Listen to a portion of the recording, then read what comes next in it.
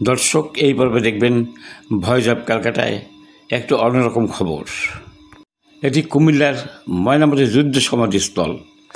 এটি একটি Commonwealth war grace commission পরিচালিত যুদ্ধ সমাধিক্ষেত্র, যা দ্বিতীয় বিশ্বযুদ্ধের সময় মারা যাওয়া প্রায় 736 জন সৈন্যের কবরের জন্য প্রতিষ্ঠিত হয়েছে।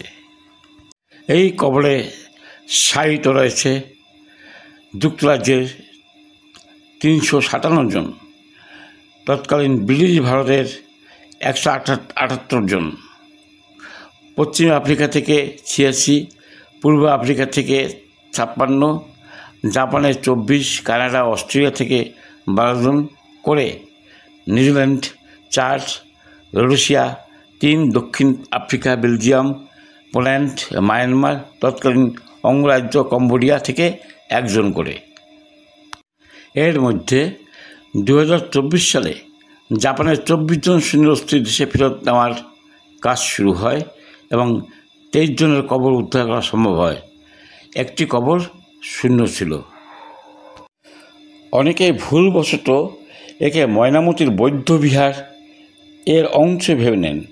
প্রকৃতপক্ষে এটি প্রাচীন ময়নামতি বৌদ্ধ ঐতিহ্যের ভিন্ন পাশে অবস্থিত একটি স্বাধীন যুদ্ধ সমাধিক্ষেত্র। এটি শুধু একটি কবরস্থান নয়, এ যেন যুদ্ধবিধ্বস্ত মানবতার এক নিঃশব্দ স্মারক, ইতিহাসের যুদ্ধে নিহতদের প্রতি নীরব শ্রদ্ধা জানানোর স্থান এই ময়নামতি। দর্শক, এখন দেখুন এই খবরের বিস্তারিত ভিডিও চিত্র ভয়েস অব ক্যালকাটায়। আমাদের পরিবেশিত ভিডিও চিত্রটি আপনাদের ভালো লাগলে লাইক, শেয়ার ও সাবস্ক্রাইব করে আমাদের পাশে থাকুন। Voice of Calcutta. ব্রিটিশ শাসন আমলে কতই না বর্বরতার নিদর্শন রেখে গেছে ইংরেজরা বিশ্বজুড়ে। ভারত উপমহাদেশে ইংরেজ শাসন আমলে বাণিজ্য করতে এসে পলাশির যুদ্ধ সহ কতই না যুদ্ধ সংঘটিত হয়েছে, নিহত হয়েছে কতই দেশ সেনারা, পরাস্ত হয়েছে অবশেষে ইংরেজেরা। এর এই ধারাবাহিকতায় দ্বিতীয় বিশ্বযুদ্ধে বাংলাদেশ সরাসরি অংশগ্রহণ না করলেও কুমিল্লার ময়নামতিতে অবস্থিত ওয়ের সিমেন্টটি এই যুদ্ধের এক করুণ স্মৃতি বহন করে চলছে আজও। কুমিল্লা বৌদ্ধবিহার খুব সুন্দর লাগছে, ফাইন, ভেরি ফাইন। কোথায় আসছেন? দেখুন ক্যান্টনমেন্ট বৌদ্ধবিহার আর মন্দির। কি দেখলেন, কেমন লাগলো আপনার? খুব সুন্দর, ভালো লাগতেছে।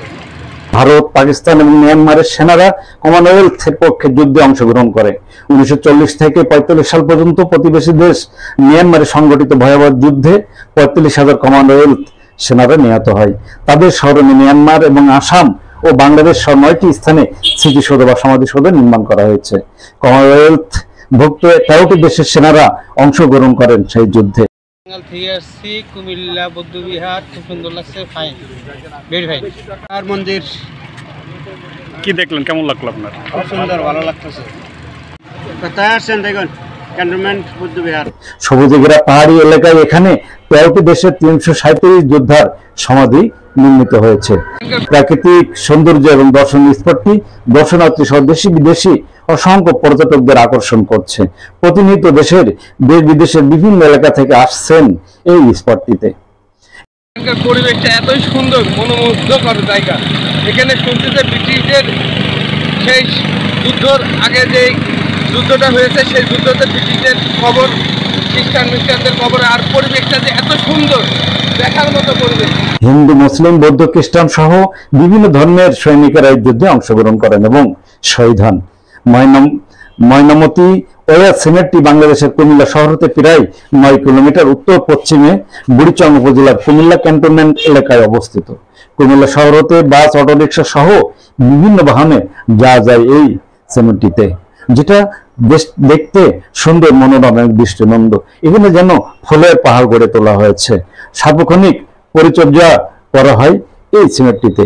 এটা দর্শনীয় স্পটেও পরিণত হয়েছে সব শ্রেণীর পেশার মানুষের কাছে। 1945 সালে ময়নামতি বৌদ্ধবিহার, যেখানে দ্বিতীয় বিশ্বযুদ্ধের সময় নিহত 37 জনের মধ্যে সমাধি করা হয়েছে। কমনওয়েলথ সমাধিক্ষেত্র বা ময়নামতি ওয়ার সিমেন্টটি বিশ্বযুদ্ধের 737 জন সৈন্য চিরনিদ্রায় শায়িত আছেন এখানে। 13টি দেশের 737 জনকে সমাহিত করা হয়। এখান থেকে জাপানি সৈন্যদের লাশ তুলে ফরেনসিক রিপোর্ট অনুযায়ী দেশে নিয়ে পরিবারের কাছে হস্তান্তর করা হয়েছে বলে জানিয়েছে বিভিন্ন সূত্র। 4.5 একর উচ্চ নিচু জমি বা টিলারে এই সমাধি নির্মাণ করা হয়েছে। যুদ্ধে অংশগ্রহণ করা ভারত, বাংলাদেশ এবং পাকিস্তানি নাবিক, সৈনিক ও বৈমানিকদের কবর দেওয়া হয় এখানে। ক্যান্টনমেন্ট সে সময় বড় ক্যান্টনমেন্টে পরিণত হয়। যুদ্ধে আহত নিহতদের পর্যায়ক্রমে এখানেই চিকিৎসা এবং নিহতদের সমাধি করা হয়। স্মৃতি বিজড়িত এই স্থানে বছর শেষের দিকে সব ধরনের ধর্মগুরুরা বসে নিয়ম করে প্রার্থনা সভা করেন তাদের জন্য। এই সময় যেন মিলন মেলায় রূপ নেয় পুরো এলাকা। দেশ বিদেশের সব খবর জানতে, দেখতে, শুনতে, শিক্ষা, স্বাস্থ্য, যোগাযোগ, ভ্রমণ, বাণিজ্য ও বিনোদন সহ বিভিন্ন বিষয়ে সবার আগে সব প্রতিবেদনটি দেখুন ভয়েস অফ কলকাতায়।